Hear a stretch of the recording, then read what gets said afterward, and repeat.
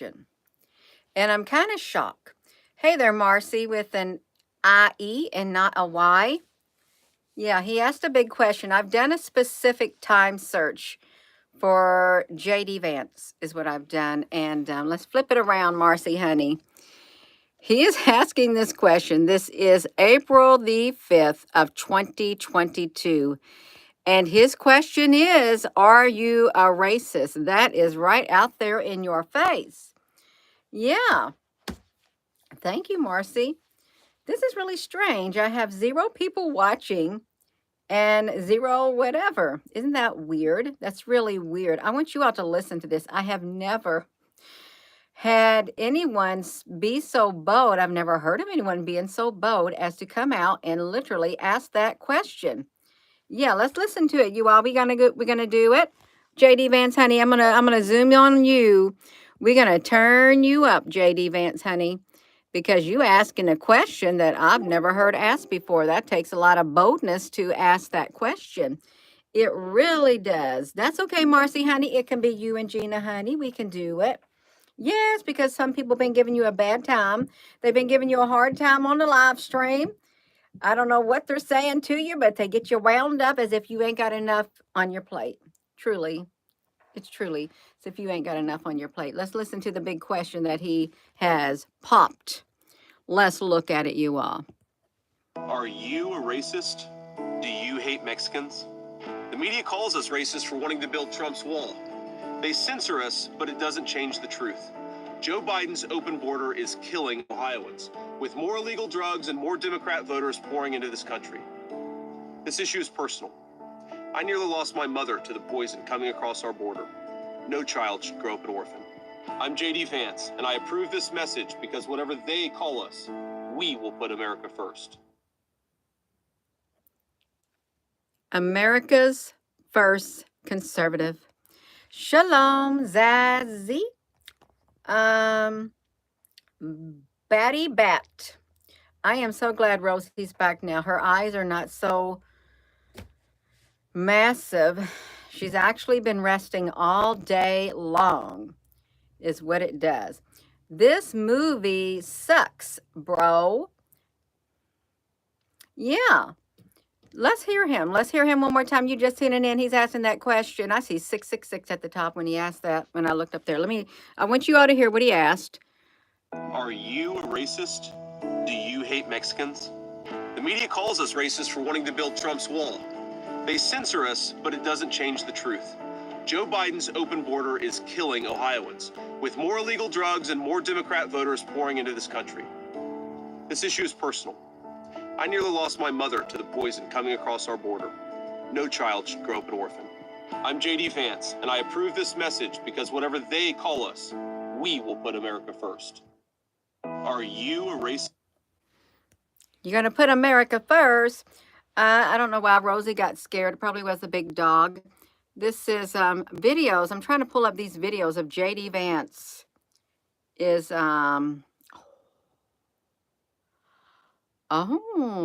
got a civilizational crisis. Hey, Frank, honey, how you doing? You doing all right, Frank?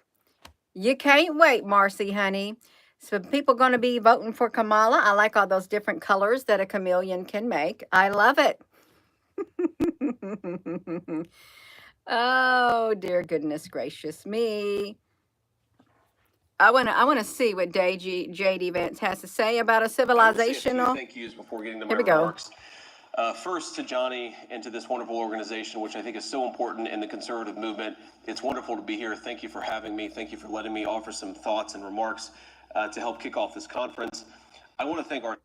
This is JD Vance. He's the vice presidential candidate for Donald J. Trump. Yes, he is. We're going to vote Trump. Some people are going to vote Kamala. And some people are not going to vote at all. Some people say that the elections will not happen. There's all kinds of rumors out there. But this will probably be the last time humans really do get to physically go vote. It truly will probably be 90% the last time that you will have the opportunity to exercise your freedom under the current era, administration, the next administration. Yeah, it may. Yeah. Let's listen to JD Vance. If you would follow politics, if you pay attention to what's in the news, there's been so many clues that have been dropped out there. I got a black outfit on today. I did. I got a black outfit on, and it's not too much of a black outfit. It's just like this is like a black skirt, a black top right here. Got a black top and just a long black skirt. That's all it is. Something nice and comfortable. And I'm not too fancy. Not too fancy at all. Now we got it going. Am I telling you something, Martin D. Honey? Listen, we've been doing lots of videos on here. And if you pay attention to what's going on in the world and you think about, I'm not going to say anything else because I get myself in trouble every time I open my mouth. It's really quite evident what's coming. My eye is itching. That's okay. We're going to watch JD Vance. We are. Yeah. This ain't got nothing to do with Kamala. Whether this be the last time anybody votes or not, it doesn't matter. It does not have anything to do with her. It has everything to do with the power that's coming in. What's JD Vance going to do? He is talking about our civilizational crisis. This is a little background on JD Vance if you've never heard of him. He's the running mate for President Donald J. Trump, the next president. Bright News and also Revolver News for sponsoring this conference, and also just being a really interesting voice in the conservative movement these days. Founded, or at least I think involved with my friend Darren Beatty, who's an important voice in the conservative movement, like so many of the people in this room. So much of, I think, what needs to happen in the conservative movement these days is courage. Courage to respond to the threats and the reactions of the left, courage to stand on principle, courage to offer new ideas to new challenges. And I'm going to talk a little bit later tonight about family policy, and I have to, tell you a little bit of a story, which is the last time that I spoke about family policy in Washington, D.C. was, I think, 3 years ago. And my remarks were picked up by the Washington Post. And one of the arguments that I made in that speech is that we should care about the fact that there aren't enough American families. There aren't enough babies being born in our country. And of course, the Washington Post said that when I said there weren't enough American babies being born, what I must have meant, what I had to mean, is there weren't enough white American babies being born. And it was one of the first introductions in my life to really how vicious the media could be. I'd been criticized by the press before, but when those remarks were interpreted by the Post in that way, I lost business contacts, I lost investors. It actually affected my life materially. And what it made me realize is two things. First of all, courage is really important. And second of all, courage isn't possible without good friends and friendship. And so many of the people in this room, I even looking out at you now, I see so many good friends who have helped me be courageous in this moment in our country's history. It's so necessary and so important. So thank you. Thank you for having me, and thank you for being leaders in this movement that all of us care about so much. So I want to talk just a little bit about this concept of the American dream. And I see this. If you're just tuning in, we got an influx of trolls in here. We do. Oh, I'm glad you said that, Roz Midnight. I did do a video. Did I do a video? No, but there's this person. Oh, yeah, I did. I did a dance video called Liar. And it would refer to people like you. I think you'd fit quite well into it. Jelly Roll sings that song. Wonderful singer. But this video is for all of you trolls on here who like to come on and spread your lies. Let me show you the dance video I want you to watch. Like that. And you can just kiss yourself goodbye. That's right. This is the one right here. It's called Liar. That's the short one. Where's my longer video of Liar? Because these videos are dedicated to all the lying right there. The lies. This right here. This is to all you trolls on here. You go watch my video about liars and those who love to run people down to the ground. Those songs right there are dedicated to people like you, truly. And that is the truth. If you got a problem with it, you take it up with Jelly Roll. How about that? Take it up with Jelly Roll. You got that? Where's my ink pen? Where is that ink pen? Yeah. Let me just read the words about liar. Let me read the words liar, lyrics, Jelly Roll, since they love to be described in jelly rolls. I let you drive around my mind. I can't count the times you made me feel like I'm nothing, played me like a fool, saying drink another whiskey, pop another pill. Money makes you happy. Heaven isn't real. You won't find nobody to love because your heart's too broke. Now I know you ain't nothing but a liar. Yeah, I walk right out the fire. Yeah, you try to keep me down. You try to put me underground, but I'm only going higher.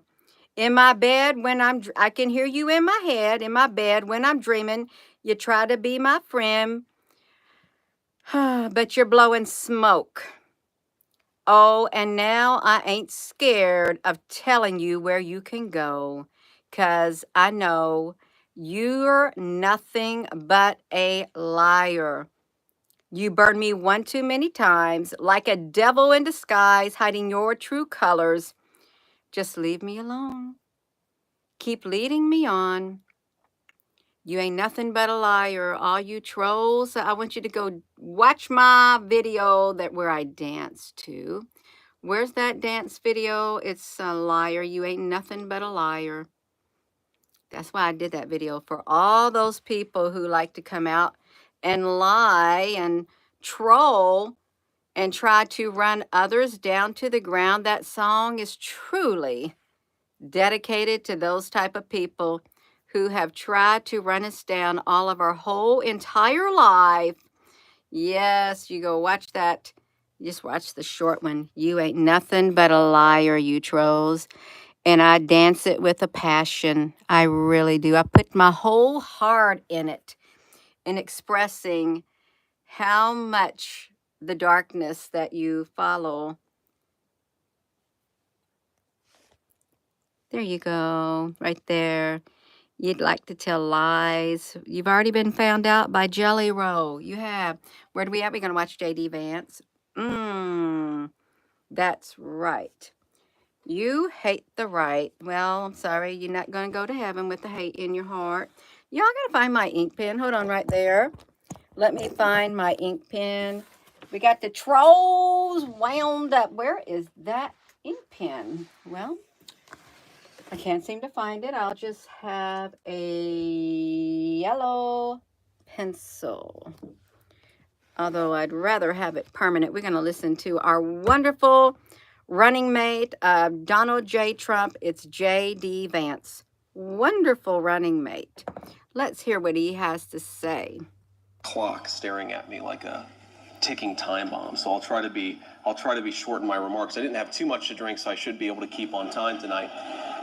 But you know, the American dream is not about the stuff that I think the media tells us that it's about. It's not about fancy degrees. It's not about best-selling books. It's not about a lot of wealth and a lot of power and a lot of privilege. To me, the American dream is about living a good life in your own country. The American dream of my mamaw, who did not graduate from high school, and the woman who really made me and gave me so many of the opportunities that I've been able to have in my life, she did not care what I did. She did not care where I went to school. She did not care how much money I made. She just wanted me to be a good husband and a good father. She wanted me to be able to provide. Al, honey, you're doing great. You are doing great. That's right. And ain't no trolls going to scare us away, because we walk through that fire. They may light the fire, but we walk through the fire without getting burnt. We can't say that about them because they only start fires. Hey there, Pippi Lou, honey. Yeah. My kids the things that I didn't have when I was growing up. And I'm proud to say, and that's where I'm going to focus my remarks tonight, not because it's the only thing. And that's where I'm going to focus my remarks tonight, not because it's the only thing that matters, but because I've only got 24 minutes and 52 seconds, and I can only talk about so much. Now, the cultural component of this is that to live a good life in your own country, you have to actually feel respected. And you have That's right. You have to actually feel respected. And I'm not respected on this live stream by those trolls, but guess what? I don't need their respect to keep going and keep doing what I'm doing, because their disrespect does not define who I am. That's right. It doesn't. You love it? Oh, I love it. Your disrespect doesn't even define who I am. It defines who you are, because out of the overflow of your own heart, your mouth speaks. You're very disrespectful. Yeah. Let's hear him. have to be able to teach your children to honor and love the things that you were taught to honor and love. Now, I think about my mamaw, who did not graduate from high school, as I said earlier. She was not an educated woman by definition, but she knew by name every single battle that General George S. Patton fought and won in North Africa. To the day that she died, she taught me to believe that we came from something proud. We were the people who landed in Normandy and defeated the Nazis in Europe. We were the people who put the first man on the moon. We were the people that defeated the Soviets in Europe. American patriotism to her wasn't just flag waving and 4th of July parades, as important and fun as those things could be. American patriotism was about appreciating where you came from so you could know where you were going. That, to me, is what's at risk in the... Oh, Professor Strangefinger, this is from September the 7th of 2021. I wanted to see something from his history, and he was a little bit chunky back then, but he has kind of slimmed up, okay? Sometimes it happens to us. We just put on a little bit of weight, and then we slim up. Then we put on a weight, and then we slim up. So this is an older video. I want to see where he came from, his roots. So let's get him. Culture wars that we find ourselves fighting today. The left isn't just criticizing our country. It's not just making us ashamed of where we came from. It's trying to take our very sense of national pride and national purpose away from us, because you can't have one without the other. If you don't know where you came from, you will have no idea where you're going. When they take us away from that sense of pride in our own history, they make us completely unable to direct where we're going to go in the future. That's what this is about. It's not about correcting systemic racism or systemic wrong. It's about making us easier to control. It's about making us ashamed of where we came from. We, the people right in this room, have to fight against it.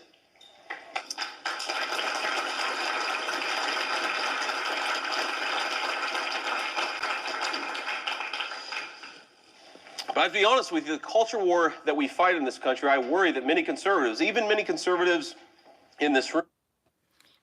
Thank you, Professor Strangefinger. Yeah, I was not going to give up until I found our little Rosie. That's why I did a live stream. I wanted everybody to be with me, because the more people wanting her to be found, it literally did help in the spiritual realm, and it brought it about. And the prayers, it was really wonderful. I loved it. Had a really good ending. Yeah. Thank you, Bradley. Yeah, they do make you feel bad, because they shot down patriotism. You couldn't even show the flag, even though you might have been in the military. There was a time several years ago you could not even show a flag. You couldn't say the Pledge of Allegiance. They just shut you down. That's really bad. That's okay. It's all going to change for now. It's all going to change. Let's keep going. Room that we underappreciate the challenge that we face. Because the way the culture war is being fought, it's not just about social pressure. They don't just make you ashamed to believe certain things. They don't just tell you that you're not allowed to teach your children that the founding generation was something to be proud of. What they teach you is that if you dare go astray of progressive orthodoxy, we're going to make you pay. We're going to punish you. We're going to hit you where it counts, which is in your wallet. That is what the culture war is about. Another way of putting it is that the culture war in this country is a class war. And I mean that in two ways. The first way is that it is a war against middle and working class people. You look in the Democrat Party or the Republican Party, the most patriotic people, the best and most devoted to the country, Whether they're black, white, whatever party that they're in, it's almost consistently those without a college education. It's the working and middle class people. It's those people who send their children to fight in our wars. It's those people who pay their taxes. It's those people who believe that this is a country to be proud of. And if we're going to stand for anything as a conservative movement, we ought to stand for them.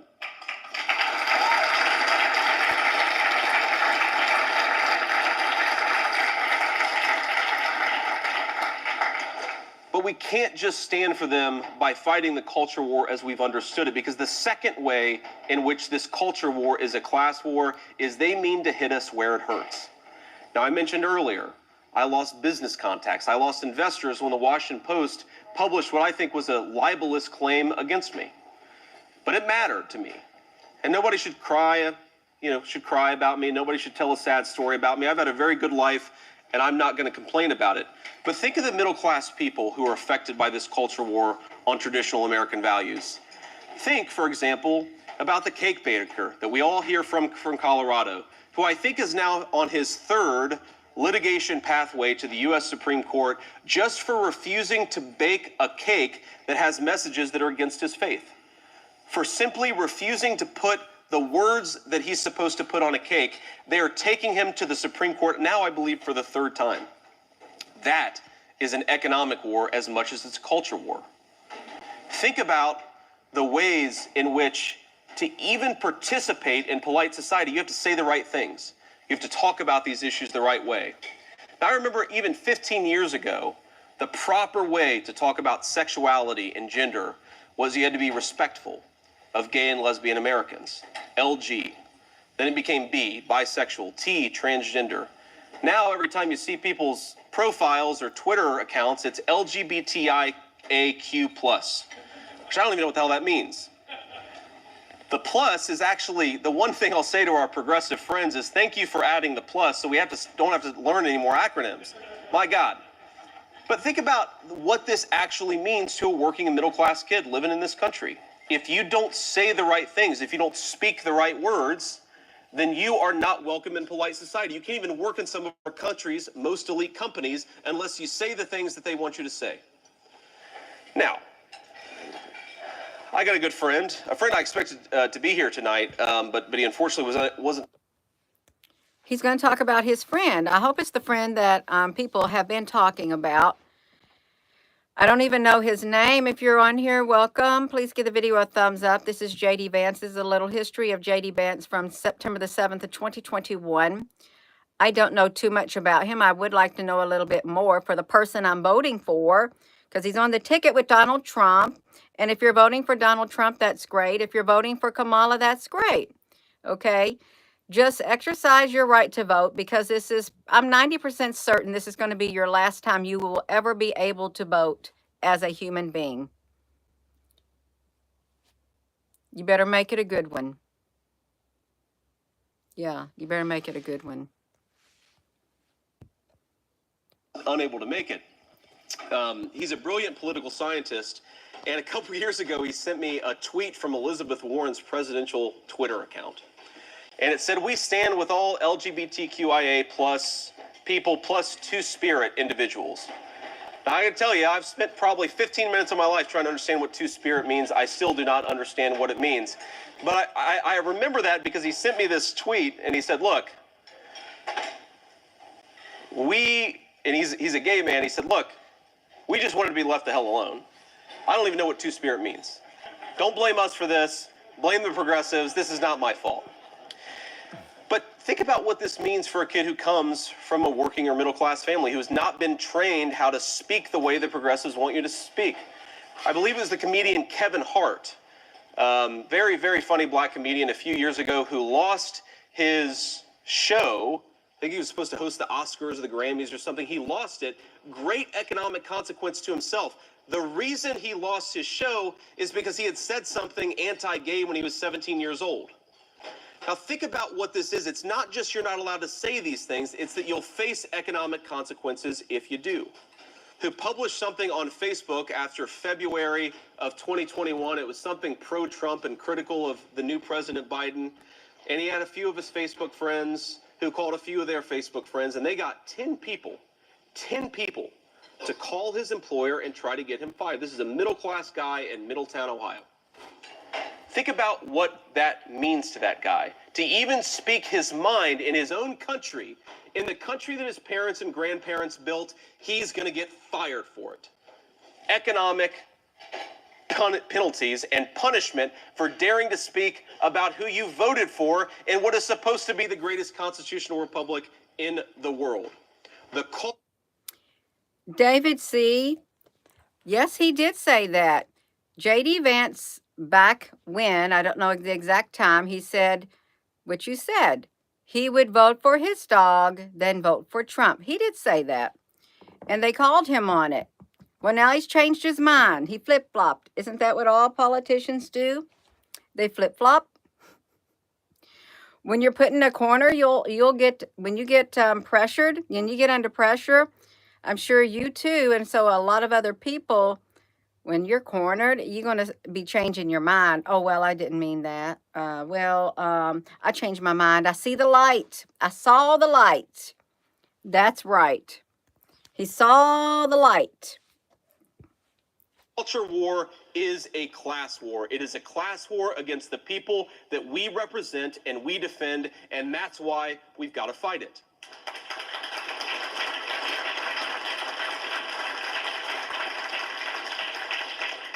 Now, I have seen some folks in this room and in a reception earlier today walking around the halls that I respect, even though we've got in some fights in the past. So one of my dear friends is Orrin Cass. I see Orrin over there, even though the lights are really bright. Orrin, hide yourself. Orrin, I think, is a brilliant guy. He's one of the smartest thinkers about political economy in the country. I also saw earlier Richard Reinsch. Is Richard Reinsch still here? Richard, wherever you are, if you're not still here. But anyway, Richard is a guy that I've actually gotten in Twitter fights with, but I read a lot of what Richard writes, and I think he's a smart guy, and I've learned a lot from him. And my point in picking on Orrin and Richard, at least the little bit that I've done, is that I think that all of us need to appreciate what exactly we're up against, and we need to set aside debates that are important, debates that we should have, but debates that should not become definitive, because we can't be fighting each other if we're actually going to win the culture war against the left. And here's the way that I put it. Now, my views are clearly on the table. I do not think that America's greatest and most powerful economy was built by socialism, but I also don't believe it was built by what folks often call neoliberalism or classical liberalism or whatever term you want to provide. I know those are different things, but I believe America's wealth was built by an American system, by a recognition that we needed to build our own industries, protect our own technology and industries, and that system, from Alexander Hamilton to Abraham Lincoln, Henry Clay to Teddy Roosevelt and Dwight Eisenhower, is part of why we're the most powerful country in the world. Now, let's set those aside. I understand some of the people in this room disagree with me.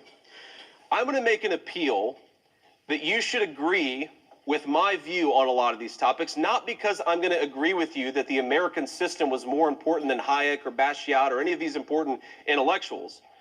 I'm going to make a pure, raw, cynical political claim, because the simple fact is the thing that we all need to represent and respect is that we have lost every single major cultural institution in this country.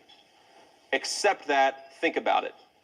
Big finance, big tech, Wall Street, the biggest corporations, the universities, the media, and the government. There is not a single institution in this country that conservatives currently control. But there is one of them, just one, that we might have a chance of actually controlling in the future. And that's the constitutional republic that our founders gave us. We are never going to take Facebook, Amazon, Apple, and turn them into conservative institutions. We are never going to take the universities in this country and turn them into conservative institutions.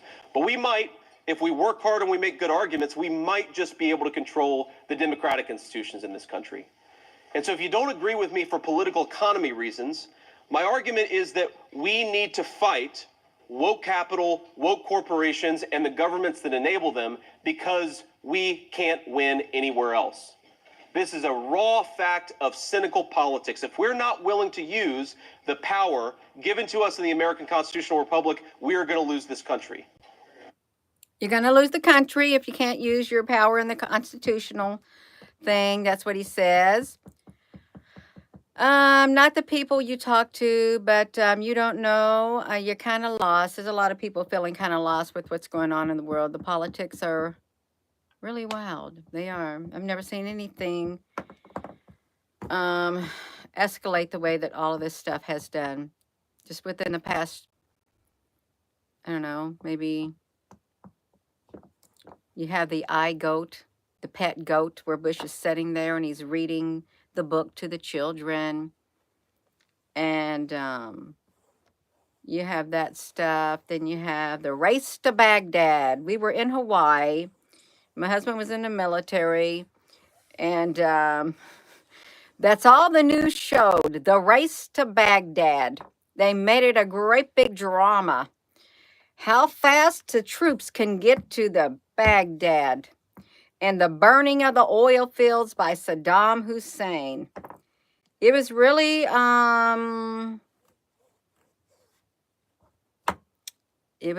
quite captivating. The news made sure of it.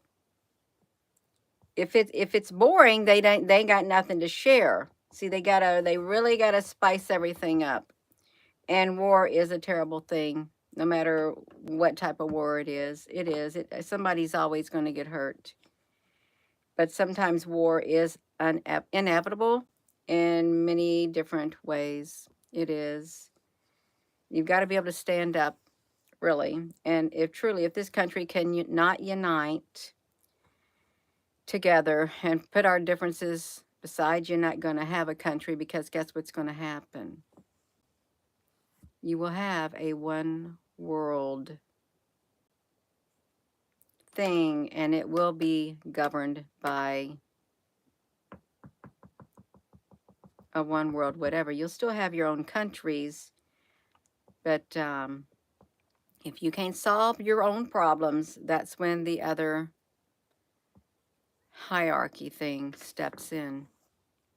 And I think that's what they want. That is the end goal, and that's what they hope to have. And they want to get rid of all the people who are troublemakers. So if you come on this live stream and you want to get your point across and you do it in a troublemaking way, I'm going to tell you what, when this 2030, 2026 or whatever comes around, you're not going to make it, because they're going to get rid of you, because you're going to be labeled as a troublemaker. You ain't no peacemaker. Even though you say, well, I am doing what I'm speaking up. Yeah, you're speaking up in a very, very, very negative way.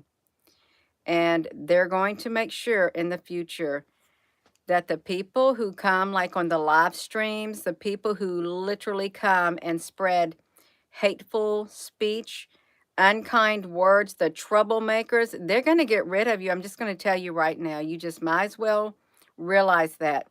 You won't have a voice in the future unless you can learn how to talk without being rude and disrespectful to get your point across. They're not going to allow you in society. You will be called an outcast in that manner right there. You're not going to make it. It's okay to have differences. It truly is. But you don't have to resort to low blows, all that kind of stuff like that, taking jabs and stabbing and all that, unless that's what you like to do. And you reap what you sow. You will reap what you sow in the long run. You really will, whether you realize it or not. You may not be reaping it now. You go ahead and live your life being troublemaker, and it does catch up with you if it hasn't already. And that's why you're a troublemaker on the live streams, because your life is a mess. Yeah, you're just digging yourself so deep. You really are. And what does that mean? There are all kinds of arguments. Now there are things that we could talk about. We could talk about protective tariffs and various approaches to ensuring that we have a good and powerful economy. There's Section 230 reform to fight big tech, or even breaking up the big tech oligarchy, which is my favorite approach. The big tech oligarchy? Well, who is in that big tech oligarchy?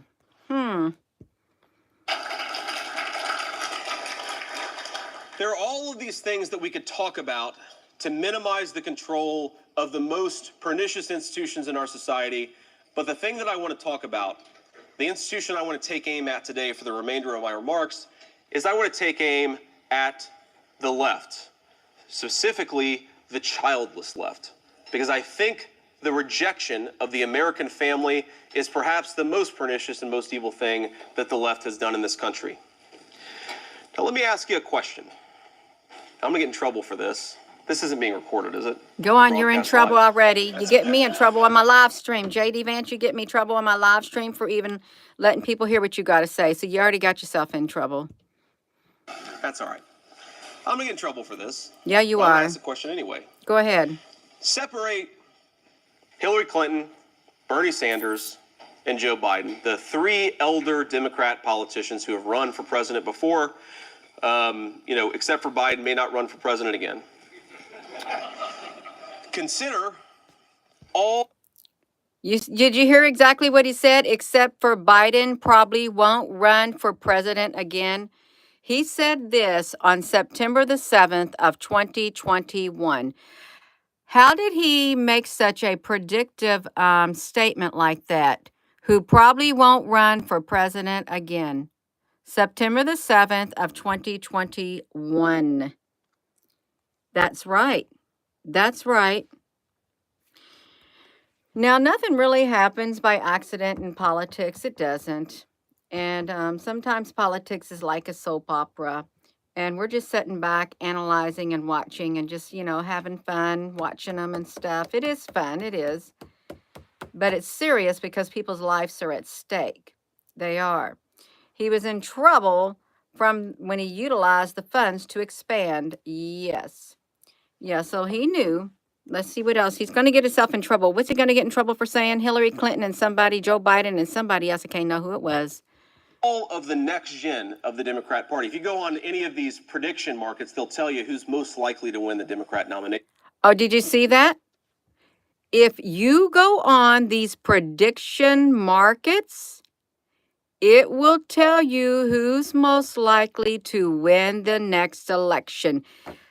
He's just already said what Klaus Schwab said today when Klaus Schwab said, can you imagine a future where you don't have to go out and vote because of predictive programming? He just said that in there. Did you hear him? Right there. Yeah, the Skynet. He did say that. What if that's, hey, listen, what if that's what's been happening? And what if that is already going to be used during this? Because that's what Klaus Schwab said. AI will predict the best candidate, and you don't have to go out and vote. Listen to this, you all. Let me see that. For president in 2024, 2028. Think about all those people. Let's listen. Except for Biden, may not run for president again. Consider all of the next gen of the Democrat Party. If you go on any of these prediction markets, they'll tell you who's most likely to win the Democrat nomination for president in 2024, 2028. Think about all those people. The names are obvious.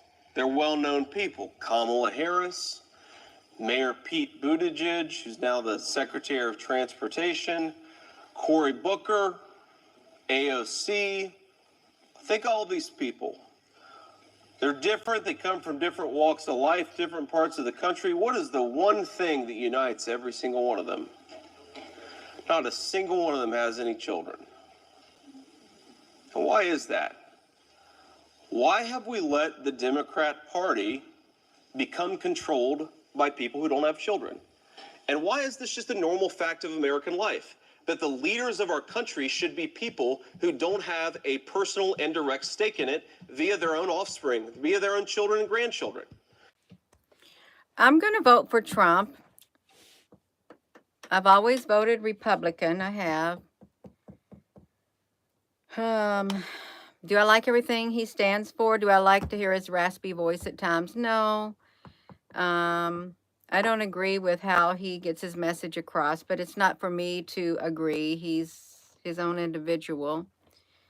And, yeah, something needs to be done. I'm going to vote for Trump. I am. Yeah. No, childlessness is not the issue, but how can you understand people who have children, how they feel about their children if you don't have children? Or how can people love their pets the way that they do if you don't love pets? You don't have pets. How can you literally, truly, if you haven't walked in that person's shoes, how can you fully understand without experiencing it firsthand? How can you? Really? You gotta ask yourself, how can you? Now, let me do the necessary throat clearing because I do think it's important. Look, a lot of people are unable to have kids for very complicated and important reasons. I know, good friends of mine who have struggled to find the right girl, find the right guy. There are people, of course, There are people who do have compassion and are understanding. That's very rare. That's very rare to have someone who can literally, even though they have not experienced something, to literally put themselves in someone else's shoes and just say, just feel. If you're an empath and stuff, there are people like that who can do it, but there are people who cannot do it and they don't want to do it. That it's not in them to do it. That's yeah. Your boy Archie is your whole world. Let's listen. biological reasons, medical reasons that can't have children. The target of these remarks is not them. It's important to point that out. There have always been people like that who, even though they would like to have kids, unable to have them. Let's set them to the side. It is one thing to recognize that there are people who don't have children.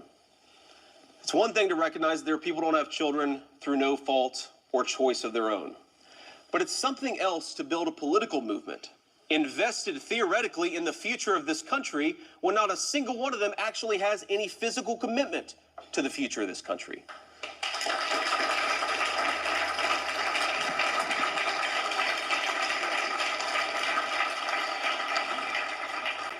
Now, I think, unfortunately, and I'm going to take some pot shots at people who have been taking pot shots at me the last couple of weeks.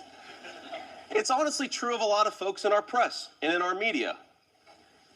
Very often I will read a story about me, or someone else will pass a story on about me. I can't read all of them because there are a lot of negative stories about J.D. Vance in the last few weeks. People seem to not like me in the liberal and the mainstream press. But very often I'll think a little bit about the people who wrote those stories. And what you find consistently is that many of the most unhappy and most miserable and most angry people in our media are childless adults. Let's just be honest about it. Because look, the elite model, the American dream to the elites is get as much credentials as you can, get as much money as you can, get the most prestigious job, and that's where you're going to find your self-worth. But I got to be honest with you, most of our mainstream reporters are not impressive enough to find a lot of self-meaning in their jobs. They're just not good enough at it.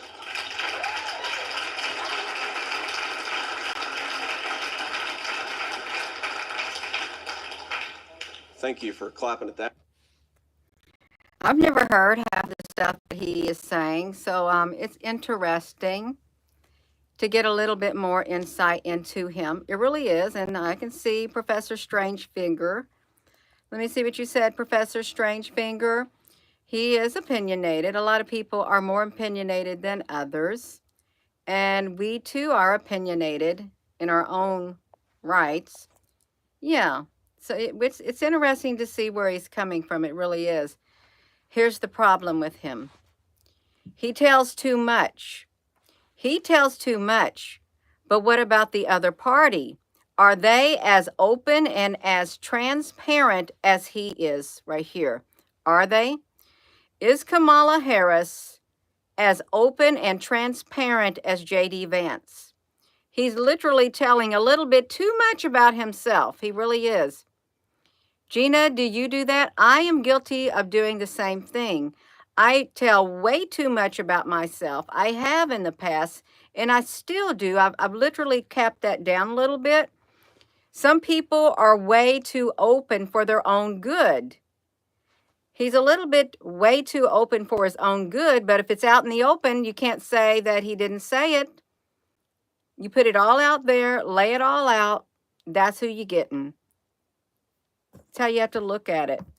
You're not going to find a person who literally is going to come on here and tell you their mind, tell you what they think and stuff, tell you their most intimate thoughts and things like that. If you find somebody who does that, that's going to be rare. If you find somebody in social media or in politics who just tells you how it is like that and opens their mind, opens their mouth, because out of the overflow of the heart, the mouth speaks. Yeah. And Kamala ain't telling you nothing about herself on the inside, what they really think. They're told what to say. Some people are not free thinkers. If you're free thinkers, you're able to think for yourself and you have your own opinions, and your opinions are not that of someone else's. It's your own personal opinion. Yeah. Now let's listen to him, you all. What's he saying? But what society has built its entire civilization, the flow of information, the leaders of its country, political and governmental, and also corporate, around completely childless adults. It's never happened. This is a new thing in American life, but I think probably a new thing in world history. Let me answer a question on here. Kamala the home wrecker with an older man.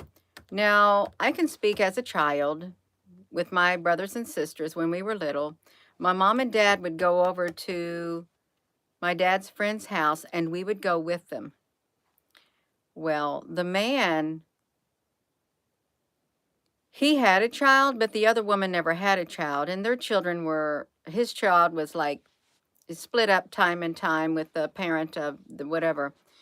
But when they sit down to eat, the man and his wife would fix a meal for my mom and my dad, give them something to drink, and would not offer us food. The children were sat there while the adults ate. We didn't get nothing because they didn't think about the children. They didn't. I can attest to that firsthand. Every time we went over there, we'd be lucky if we got something to drink. My mother never did like that. She didn't. That's just how they were. And if you remember, children were to be seen and not heard. That's how it always was. Even at the dinner table, if you do some history, children were to be seen and not heard. They're not supposed to open their mouth or anything. All of that. That's all right. I remember it quite well. I do. I never liked it. We went over there quite a bit. It still kind of bothers me right now. It does. And my mother doesn't like it. But that's in the past. It's in the past. The guy had one child. The other woman had none. And the oldest of us was maybe, I don't know, 13. There was 5 of us. Yeah, we just sat there while they ate. It's not good. It's not healthy. You see the obsessive, weird, almost humiliating, aggressive posture of our media, and you wonder, how could these people possibly be so miserable and unhappy? Well, the answer is because they don't have any kids. Kids are the ultimate way that we find healthy people, at least I think, self-meaning in life. Whether you're in children, your grandchildren, your nieces and nephews, I'm going to go back to my 2 beautiful boys, my wife who loves me, and recognize that the most important thing in my life is going to be them. It will always be them. That recognition makes us healthier people. It makes us more stable people. And we should worry that in America, family formation, our birth rates, a ton of indicators of family health have collapsed. Now, my proposal today, my argument to you, is that whether you agree with my views of political economy, we should treat this as a crisis in this country. The fact that we're not having enough babies, the fact that we're not having enough children, that's Bill Gates' fault. Is a crisis in this country. It's a crisis because it makes our media more miserable. It's a crisis because it doesn't give our leaders enough of an investment in the future of their country. And it's a crisis because we know that babies are good. Now, I could sit here and tell you all kinds of reasons why they're good. There's a ton of economic evidence that suggests that children make economies more innovative, more productive, more geared towards the future. There's even psychological evidence that suggests that, for example, fathers of young daughters, I don't have a daughter yet, we're working on it. Fathers of young daughters. If you're just tuning in, this guy is JD Vance is talking about kids. I'm going to fast forward it because we already been on here almost an hour. I didn't like hearing all of that about him, but obviously children are important to JD Vance. Okay. They're important. Okay. Very important. That's one thing I have gathered from his speech tonight. Things that I believe in, I can debate, I can disagree with, but they're all abstractions. This is about real people. Ladies and gentlemen, this movement should stand for that grandma and that grandbaby in Lebanon, Ohio, who cares enough about her child, her grandchild, to take care of them. This movement is not just about courage for courage's sake. It's about courage for the people who built this country and will continue to build it in the future. So thank you. Thank you for caring about this country enough to fight for it, and let's keep going. God bless you.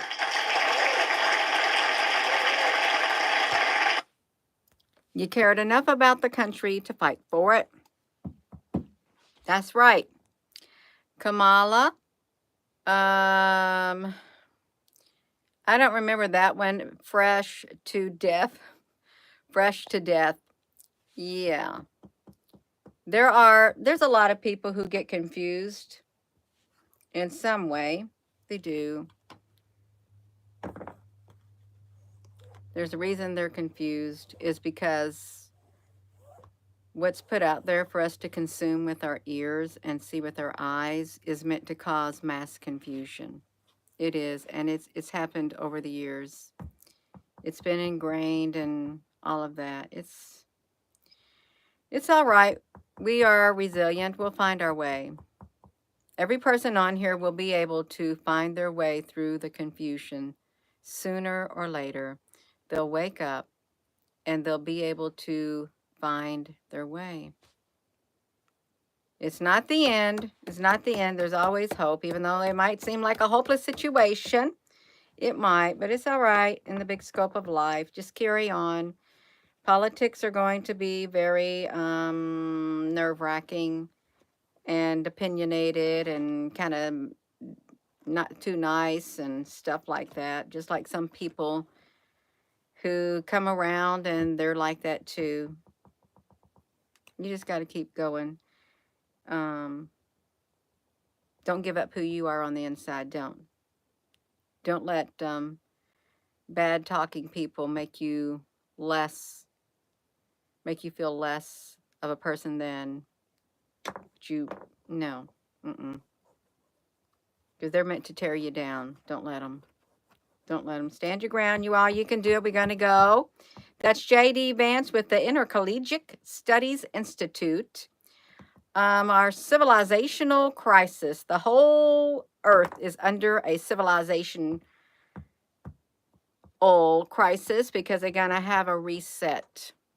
The Great Reset's coming again. It is. Whether you like it or not, we're going to have a catastrophic mutating event that's literally going to change a lot of things on this earth in our everyday lives. So I'm going to go. And with that being said, thank you all for your comments. Thank you, Al Honey, Pippi Lou. If there's any other moderators, thank you all again. And y'all, please give this video a thumbs up. Hit that like button. I don't like politics. I will try to stay away from them because I'm a peaceful person. I'm a peacemaker. And I don't like troublemakers. I don't. But I'm not a doormat. I used to be a doormat because I didn't used to speak up. I was afraid. I'm not a doormat no more. I'm not. Neither are a lot of other people. You learn that you can speak up, and it's all right to speak up, and you better speak up in this world that we live in. Just because You speak up doesn't make you a bad person. It means that you're literally stepping into who you are meant to be right there. Right there. And you're doing it with dignity.